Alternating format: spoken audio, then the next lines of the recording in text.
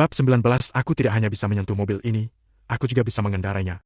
Angel sedikit tercengang karena dia benar-benar tidak ingin Chloe tahu bahwa Valentino yang kendarai mobil di sebelah BMW putih itu. Kalau seperti itu, maka dengan sifat Chloe, dia pasti akan bertanya sampai seluk-beluknya dan akhirnya dia akan tahu bahwa mobil ini hanya dipinjam oleh Valentino. Pada saat itu, Valentino pasti akan diejek lagi. Bagaimana? Mobilku cukup bagus, kan? Hawik memutar-mutarkan kunci mobil dan melirik Valentino. Valentino mengusap-usap hidungnya sambil menjawab. Ya, lumayan bagus. Haha. Hawik mencibir tak puas, lumayan bagus. Apa kamu bisa mengendarai mobil yang lumayan bagus? Pecundang hanya pantas mengendarai motor listrik, apa perlu berpura-pura? Chloe, kalian pergi duluan saja. Teriak Angel. Valentino juga memiliki pemikiran yang sama dengan Angel karena tujuannya membeli mobil bukan untuk pamer di depan Chloe dan yang lainnya. Pergi apanya? Bagaimana kamu pulang? Di mana motor listrik kalian? Tanya Chloe. Semakin Chloe dan Valentino meminta mereka pergi lebih dulu, Hawik semakin tidak buru-buru pergi. Dia benar-benar ingin melihat dengan matanya sendiri penampilan Valentino, si pecundang ini pergi mengendarai motor listriknya dengan menyedihkan. Hal itu akan memberinya rasa unggul yang mendalam. Betul, di mana motor listrik kalian? Tidak mungkin dideret oleh petugas di sini, kan? Bagaimana kalau aku bantu kalian menelponnya untuk bertanya-tanya? Aku kenal orang yang bertanggung jawab di sini. Tanya Hawik dengan niat baik. Melihat penampilan Hawik, Valentino sudah bisa menebak pikiran Hawik di dalam hatinya. Sepertinya dia sedang menunggu Valentino mempermalukan dirinya sendiri. Angel, ayo kita pergi. Valentino menatap Angel. Karena Hawik ingin melihat dia mempermalukan dirinya sendiri, maka biarkan Hawik lihat baik-baik. Sudahlah, Angel, cepat masuk ke mobil dan pergi. Demimu, aku akan membiarkan Valentino menumpang mobilku. Kata Chloe sambil menggelengkan kepalanya. Chloe juga merasa Angel malu untuk pergi mengendarai motor listrik di depan mereka, jadi Angel ingin menunggu mereka pergi dulu. Tidak perlu, benar-benar tidak perlu. Angel menghela napas pelan, lalu sambil berkata sambil mengikuti Valentino berjalan menuju BMW milik Hawik. Chloe tercengang. Sepertinya ada yang salah dengan Angel hari ini. Sambil mengatakan tidak perlu menumpang, dia malah berjalan ke mobil duluan. Hawik ingin tertawa terbahak-bahak. Bilang saja kalau ingin naik BMW-nya. Bilangnya tidak mau, tapi gerakan tubuhnya sangat jujur. Ayo pergi, biarkan mereka menikmati rasanya naik BMW.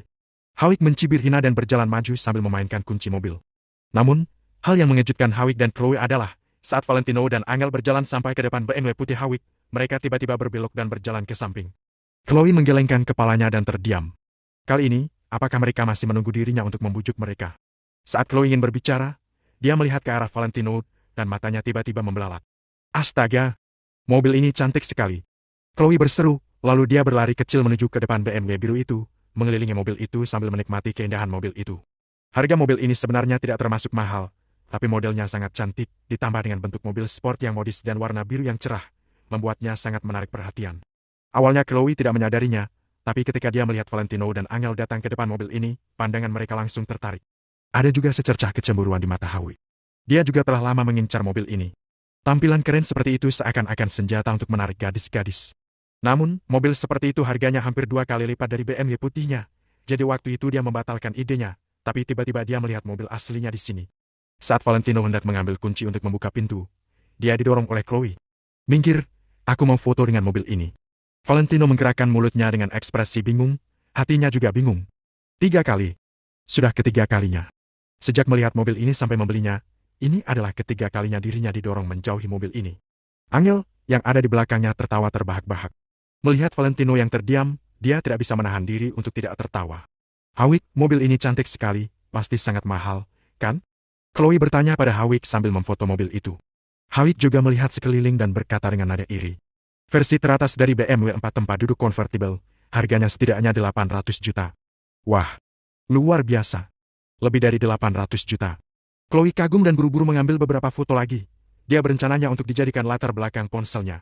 Di sana hanya ada suara berfoto ponsel Chloe yang sedang mengambil gambar, yang lain terdiam, pada dasarnya semuanya tertarik dengan mobil ini. Apa kamu sudah selesai berfoto-foto? Setelah beberapa saat, Valentino bertanya dengan tenang. Sudah selesai apa belum? Apa hubungannya denganmu? Pergilah menunggu dulu di tempat yang sejuk. Nada bicara Chloe sangat tidak sabar. Kalau kamu sudah selesai, aku sudah mau pergi. Lanjut Valentino. Tidak perlu melapor padaku sudah mau pergi. Oh, kamu mau menumpang di mobilku? Ya. Kalau begitu, kamu ketunggu di mobil saja sana. Benar-benar belum pernah melihat orang seperti ini, menurut saja jika ingin menumpang di mobil orang, kenapa malah mendesak orang? Kata Chloe dengan tak habis pikir. Valentino menggelengkan kepalanya, lalu langsung mengulurkan tangan dan meraih gagang pintu, siap membuka pintu dan masuk ke mobil. Dia benar-benar tidak ingin membuang waktu dengan Chloe di sini. Apa yang kamu lakukan, Kak Valentino? Mobil ini harganya 800 juta. Kalau kamu merusaknya, aku tidak punya uang untuk meminjamkannya padamu jika pemiliknya minta ganti rugi. Halik memandang Valentino dengan ekspresi sarkastik. Dasar kamu ini, aku saja hanya berfoto, aku bahkan tidak berani menyentuhnya. Beraninya kamu menarik pintu mobil orang lain? Chloe juga mengejek. Aku tidak hanya bisa menyentuhnya, tapi aku juga bisa mengendarainya. Setelah Valentino selesai berbicara, dia menarik pintu dan masuk ke dalam mobil, menekan tombol untuk menyalakan mesin mobil. Suara mesin bertenaga super itu terdengar seperti guntur, meledak di telinga Chloe dan Hawik. Ekspresi Chloe dan Hawik yang awalnya mengejek dan menghina, langsung membeku dan menjadi kagum. Ada kekaguman, keterkejutan dan kebingungan di matanya.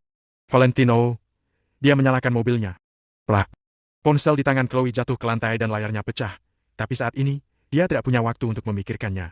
Angel, kamu, cepat lihat Valentino. Dia mau mencuri mobil orang. Mata Chloe membelalak, dia mengulurkan tangan dan meraih lengan Angel. Masuk ke mobil. Tepat saat Angel hendak berbicara, suara Valentino terdengar dari dalam mobil. Oke. Angel mengangguk secara refleks, lalu menatap Chloe dan berkata dengan nada meminta maaf. Chloe, aku pulang dulu, jika ada sesuatu nanti kita bicarakan lagi. Setelah Angel selesai berbicara, dia melangkah ke mobil sport BMW biru yang mempesona itu. Chloe menjadi lebih tercengang, apa yang terjadi? Shoo! Konvertibil mobil itu terbuka perlahan dan masuk ke dalam bodi mobil, memperlihatkan tampilan mobil sport konvertibil. Menurutmu, apakah aku akan meminta ganti rugi pada diriku sendiri? Valentino memandang Hawik dengan bercanda, lalu menginjak pedal gas dan membawa Angel pergi. BMW biru yang mempesona berubah menjadi cahaya biru seperti anak panah yang ditembak dan menghilang dari pandangan mereka berdua. Ekspresi Hawik berubah menjadi malu dan bahkan tidak bisa mengucapkan sepatah kata pun. Awalnya, ingin melihat Valentino mempermalukan dirinya sendiri dengan mengendarai motor listrik. Tapi sekarang malah terbalik, Valentino adalah pemilik mobil yang tidak bisa dia miliki. Bab 20 kejutan besar. Asap knalpot yang dikeluarkan oleh mobil BMW biru itu bagaikan sebuah tamparan keras yang dilayangkan ke wajah Hawik dengan keras. Hawik merasa wajahnya amat kesakitan, sangat kesakitan. Dia? Kamu? Aku? Hati Chloe bergetar hebat, dia juga tidak bisa melontarkan sepatah kata pun. Ternyata Valentino yang seharian dicemooh olehnya adalah pemilik dari mobil BMW konvertibil ini. Hal yang pertama kali terpikirkan olehnya adalah Angel yang membeli mobil itu. Bukankah dulu Valentino pernah berkata kalau dia hanyalah seorang sopir yang hidup dibiayai oleh istrinya? Namun setelah dipikir-pikir, Angel tidak begitu disukai di keluarga Kusuma, jadi dia melakukan pekerjaan yang paling kotor dan paling melelahkan dengan gaji yang paling rendah. Oleh sebab itu, Angel tidak mampu membeli mobil seperti itu. Kalau begitu, dari mana mobil itu? Dia pasti membelinya dengan uang pinjaman. Dia akan tahu rasa kalau nantinya tidak mampu melunasinya. Pikir Chloe di dalam hatinya merasa tidak terima. Perasaan lebih unggul dan keangkuhan Chloe di hadapan Angel langsung sirna tanpa jejak bersamaan dengan munculnya mobil itu. Ponselku. Chloe baru sadar kalau ponselnya sudah retak, dia memungutnya dengan sedih. Semakin memikirkannya, Siska yang pergi duluan itu semakin merasa kalau tidak seharusnya dirinya menghindar begitu saja.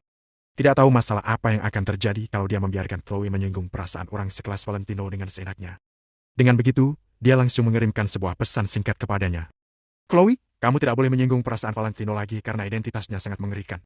Pesan singkat itu tidak akan dibaca Chloe sebelum ponselnya selesai diperbaiki. Valentino membawa Angel pulang ke rumah. Diam-diam Angel memikirkan masalah itu di sepanjang perjalanan, Valentino juga tidak mengganggunya dan menyetir dalam diam. Walaupun Angel merasa sedikit puas dengan keterkejutan Hawik dan Chloe yang melihat Valentino membawa mobil ketika pergi barusan.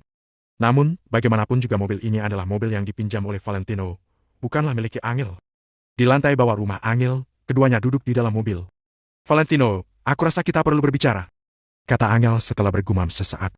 Iya, katakan. Valentino melepaskan sabuk pengamannya. Awalnya dia ingin menyalakan sebatang rokok, tapi setelah dipikir-pikir, dia pun meletakkannya. Kamu berkata kalau kamu akan berubah untukku, tapi setelah beberapa waktu ini, kamu tetap tidak bekerja juga tidak melakukan apapun. Aku tidak dapat melihat di mana letak perubahanmu. Nada bicara Angel dingin, seolah-olah sedang berhadapan dengan orang asing. Awalnya Angel sudah tidak begitu membenci Valentino lagi setelah berhubungan dengannya selama beberapa hari ini. Bahkan Angel memiliki sedikit kesan baik terhadapnya. Namun, setelah membandingkannya dengan Hawik hari ini, Valentino terkesan begitu tidak berguna dan sangat berbeda dengan Hawik. Hawik sudah begitu sukses di usia yang masih muda, dia memiliki posisi sebagai manajer di grup global, kini dia bahkan disukai oleh Maple Rain Real Estate dan menjadi karyawan di Maple Rain Real Estate. Bagaimana dengan Valentino? Dia tidak memiliki apapun, bahkan menjadi penjaga pintu pun Maple Rain Real Estate tidak akan menerimanya. Bahkan mobil ini juga adalah mobil pinjaman. Oleh sebab itu, sedikit kesan baiknya terhadap Valentino itu saat ini telah sirna semuanya. Angel bukan sengaja ingin membandingkan Valentino dengan suami orang lain, dia hanya ingin Valentino sedikit lebih berusaha saja. Angel, aku akan menepati semua perkataanku. Valentino termenung sejenak usai mendengarnya, sambil menatap Angel, dia berkata dengan serius. Aku akan memberimu sebuah kejutan besar di hari peringatan 3 tahun pernikahan kita, nanti kamu akan paham akan semuanya. Tidak perlu membahasnya lagi. Angel langsung memotong kalimat Valentino. Aku berharap kamu bisa membeli sebuah mobil dengan kemampuanmu sendiri dan membawanya ke hadapanku. Bukan dengan mengandalkan mobil pinjaman untuk menyombongkan diri. Angel membuka pintu mobil dan langsung pergi usai berbicara. Valentino menyaksikan sosok Angel masuk ke dalam koridor. Dia menyalakan sebatang rokok dengan tenang. Asap rokok pun mengepul di dalam mobil. Dia tidak menyalahkan Angel, karena Angel bukanlah wanita yang suka menyombongkan diri. Justru karena Angel bukan orang yang suka menyombongkan diri, sehingga masalah Valentino yang meminjam mobil untuk menyombongkan diri itu membuatnya merasa sangat tidak senang. Tidak apa-apa, beri aku sedikit waktu, kamu akan mengerti. Valentino membuang puntung rokoknya, dia memutar arah mobilnya dan melaju ke Maple Rain Real Estate. Hendrik sudah menunggu Valentino di Maple Rain Real Estate dengan sopan. Tuan muda Valentino, bagaimana boleh Anda mengendarai mobil sekelas ini? Sekarang juga aku akan menyuruh orang untuk memesan sebuah mobil Ferrari yang terbaru untuk Anda. Hendrik langsung merasa sedikit gelisah melihat Valentino datang dengan mengendarai sebuah mobil BMW seharga beberapa ratus juta rupiah. Mungkin mobil seharga beberapa ratus juta ini adalah mobil mewah di mata Chloe dan yang lainnya. Namun, di mata Hendrik, mobil ini sama sekali tidak sepadan dengan status Valentino. Walaupun hanya perihal alat transportasi, Valentino sebagai keturunan dari keluarga Wijaya yang memiliki harapan terbesar untuk menjadi kepala keluarga di masa depan, paling tidak Valentino harus mengendarai mobil di atas harga puluhan miliar rupiah. Mobil apapun itu, bukanlah masalah bagiku, Pak Hendrik tidak perlu repot-repot, ujar Valentino dengan datar. Hendrik mengangguk-anggukan kepala, dia bisa melihat kalau suasana hati Valentino hari ini sedang tidak baik, sehingga dia semakin tidak berani banyak bicara. Pak Hendrik, bisakah aku mempercayaimu dengan sepenuhnya? Tanya Valentino secara mendadak sambil menyalakan sebatang rokok setelah terdiam beberapa saat. Hendrik tercengang usai mendengarnya, tanpa pikir panjang dia langsung bersujud, ekspresi wajahnya tampak ketakutan dan gelisah. Meskipun usia Hendrik sudah cukup untuk menjadi kakek bagi Valentino, dia tetap berstatus sebagai seorang pelayan di hadapan Valentino. Keluarga tua seperti keluarga Wijaya ini, walaupun hanya memiliki masa kejayaan selama 300 tahun, tapi jika dilihat ke belakang, bagaimana mungkin keluarga Wijaya hanya berlangsung selama beberapa ratus tahun saja? Keluarga tua yang memiliki sejarah semacam ini paling mementingkan senioritas. Oleh sebab itu, Pak Hendrik menghormati Valentino dengan segenap hati dan tidak berani meremehkannya sedikit pun. Namun, belum sempat bersujud, lengannya pun ditahan oleh Valentino. Pak Hendrik, tidak perlu bersikap begitu sopan di antara kita. Tuan muda Valentino, aku bisa hidup sampai sekarang berkat belas kasih dari Tuan Besar Wijaya, dan aku tidak berani melupakan hal itu. Sebulan sebelum meninggal, Tuan Besar Wijaya berpesan padaku secara langsung agar menjaga Tuan muda Valentino dengan baik. Aku pun tidak akan melupakan hal itu. Aku tidak memiliki anak selama hidupku. Nyawaku adalah milik keluarga Wijaya. Keluarga Wijaya bisa mengambil nyawaku kapan saja kalau menginginkannya. Nada bicara Hendrik terdengar sangat sedih, kemungkinan karena teringat dengan Tuan Besar Wijaya. Tubuh Valentino juga bergetar usai mendengarnya, ingatan-ingatan yang tidak terhitung jumlahnya muncul di dalam benaknya. Kala itu, Tuan Besar Wijaya sangat memperhatikan Valentino ketika dia masih hidup. Walaupun Valentino hanyalah putra kedua dalam garis keturunan langsung, Tuan Besar Wijaya hanya menyayangi Valentino. Bahkan dia sendiri yang memberikan nama Valentino Wijaya kepadanya. Hanya saja, kemudian Tuan Besar Wijaya mendadak meninggal.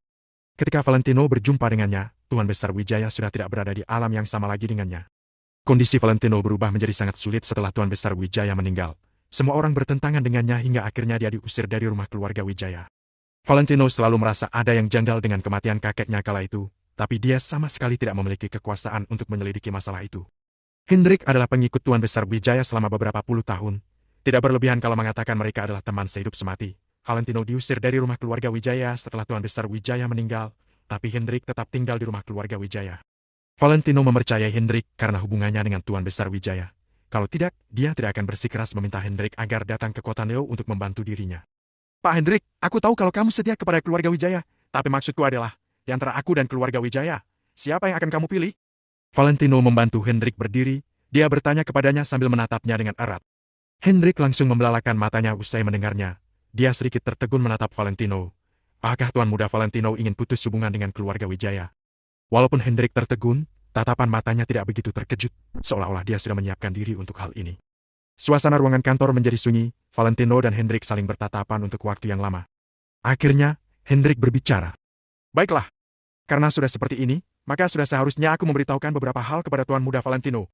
Suara Hendrik sedikit bergetar, seolah-olah dia akan mengatakan sesuatu yang amat penting. Katakan saja, Pak Hendrik. Valentino memapa Hendrik duduk di atas kursi, dia mendengarkannya dengan serius. Hendrik bergumam sejenak, lalu dia mulai menceritakan semuanya. Bab 21, aku akan membayar utangku sendiri. 1 bulan sebelum Tuan Besar meninggal dunia, Dia pernah memberitahuku bahwa dia paling mengkhawatirkan Tuan Muda Valentino di antara semua keturunan keluarga Wijaya. Tuan Besar bilang Tuan Muda Valentino memang terlihat sinis dan cuek, tapi sebenarnya buah seperti seekor harimau dan bisa menjadi senjata yang hebat di masa depan. Tapi begitu dia pergi meninggalkan dunia ini, keadaanmu pasti akan berubah menjadi sulit. Tuan Besar memintaku untuk menjaga Tuan Muda Valentino baik-baik. Itu sebabnya kalau Tuan Muda Valentino benar-benar harus memilih, aku, Hendrik Harahap, hanya akan mematuhi perintah Tuan Muda seorang. Mata Valentino memerah mendengar ucapan Hendrik. Dia sama sekali tidak meragukan kebenaran ucapan Hendrik karena dia tahu seperti apa Hendrik dan juga bagaimana cara kakeknya melakukan suatu hal. Ternyata kakeknya sudah memprediksi masa depannya sejak dulu dan mempercayakan dirinya kepada Hendrik lebih dulu. Tuan Muda Valentino, mohon Anda jangan salahkan aku karena aku tidak mengikutimu sewaktu Anda diusir keluar dari keluarga Wijaya waktu itu. Tuan Besar sudah menduga hal-hal seperti ini akan terjadi dan membuat persiapan sedari awal. Hendrik lalu berhenti berbicara sesaat karena sudah menjelaskan semuanya. Persiapan apa? Tanya Valentino sambil menatap Hendrik dengan perasaan yang terharu. Satu-satunya orang di keluarga Wijaya yang membuatnya merasa bersalah ternyata adalah Tuan Besar Wijaya. Aku tidak perlu ambil pusing kalau suatu saat nanti Tuan Muda Valentino harus meninggalkan keluarga Wijaya. Aku harus mempertahankan area perkemahan keluarga Wijaya dan menyimpan tenagaku untuk menunggu kepulangan Tuan Muda Valentino. Ekspresi Hendrik terlihat sangat berwibawa saat mengulangi kembali ucapan Tuan Besar Wijaya seolah-olah dia sedang menyampaikan perintah kerajaan. Kakek, dia sudah tahu semuanya.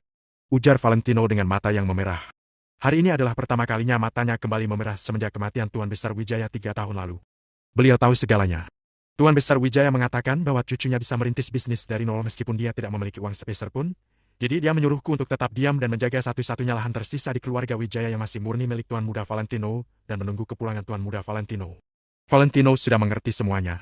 Saat dia diusir dari keluarga Wijaya, hanya Hendrik seorang yang datang menemuinya diam-diam dan meninggalkan nomor telepon kepada Valentino. Pria itu mengatakan bahwa Valentino bebas menelponnya kapan saja jika membutuhkan bantuan.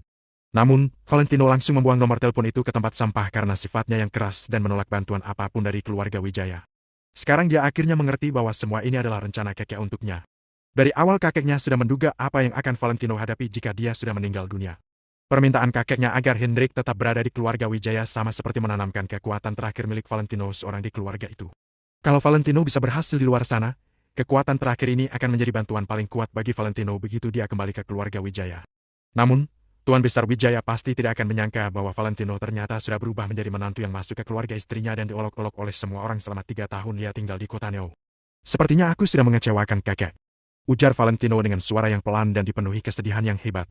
Pak tua itu merupakan orang yang bijaksana seumur hidupnya dan dia mungkin sudah melihat akhir hidupnya sejak lama.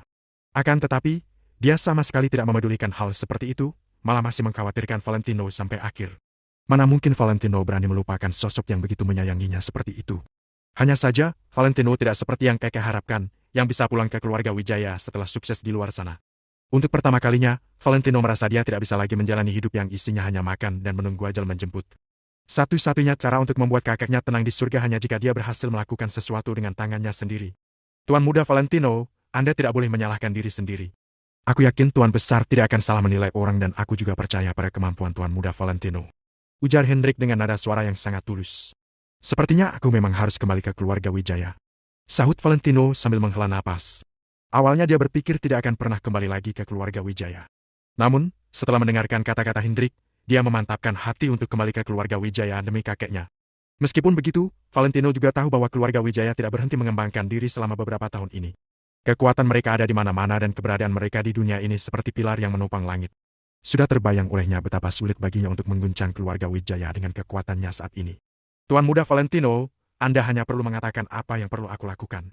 Ujar Hendrik menunjukkan kesetiaannya. Valentino mengesampingkan pikiran yang mengalihkan fokusnya. Ada beberapa hal yang masih terlalu jauh di masa depan sehingga percuma saja mengkhawatirkannya sekarang. Dia harus makan sesuap demi sesuap dan berjalan selangkah demi selangkah. Dia harus menjadikan kota Neo ini sebagai daerah kekuasaan pertamanya. Ada 3 hal. Pertama, mulai rencana pembangunan kota Arteria. Keluarga Wijaya ingin melihat itu, jadi buat mereka melihatnya baik-baik. Kedua, selain rencana area kota Arteria, Pak Hendrik harus mengendalikan seluruh kota dan masuk ke dunia bisnis. Menyusuplah ke berbagai jenis kekuatan dan dapatkan hak untuk berbicara di kota Neo. Ketiga, carilah waktu untuk pergi ke kediaman keluarga Kusuma dan ambil kembali mas kawin senilai 18 miliar itu. Valentino nampak seperti seorang kaisar yang sedang memberikan perintah saat ini. Sorot matanya terlihat jernih dan tujuannya jelas, rasanya kepribadiannya seolah-olah berubah. Dia ingin menciptakan kerajaan bisnis yang menjadi miliknya seorang dan bisa membuat keluarga Wijaya gemetar ketakutan. Aku mengerti. Aku sudah melakukan 2 hal yang pertama. Tapi untuk hal yang ketiga, aku sedikit tidak mengerti. Ujar Hendrik sedikit tidak yakin. Keluargaku semua mungkin tidak mengerti karena mas kawin senilai miliaran itu disebut sebagai pembayaran utang, tapi Hendrik tahu betul bahwa itu sebenarnya adalah mas kawin dari Valentino karena sudah menikahi Angel. Hendrik juga bisa melihat seberapa dalamnya perasaan Valentino untuk Angel. Apa maksud dari Valentino meminta kembali mas kawin itu?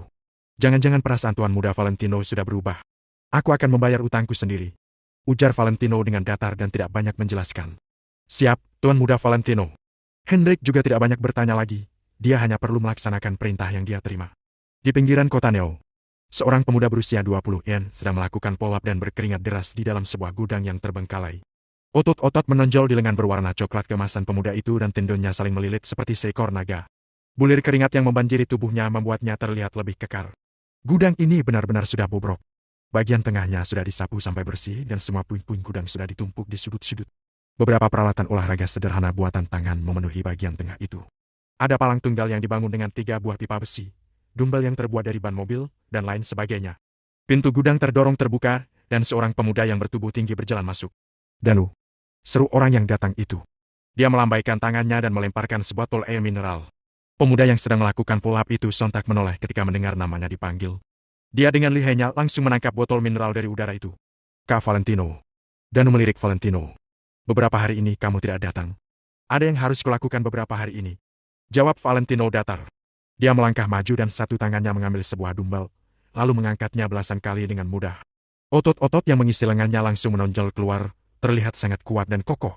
Dumbbell ini dibuat dengan tangan. Ban mobil diisi dengan besi dan masing-masing sisi memiliki berat mencapai 100 kg sehingga total beratnya melebihi 100 kg. Namun, benda itu sama sekali tidak menguras tenaga Valentino. Dan bahkan tercengang melihat kekuatan Valentino yang jauh melebihinya. Kak Valentino, gaji bulananmu sebagai seorang petugas keamanan setidaknya pasti sekitar 60 juta, kalau melihat kekuatanmu saat ini. Ujar Danu sedikit tidak mengerti.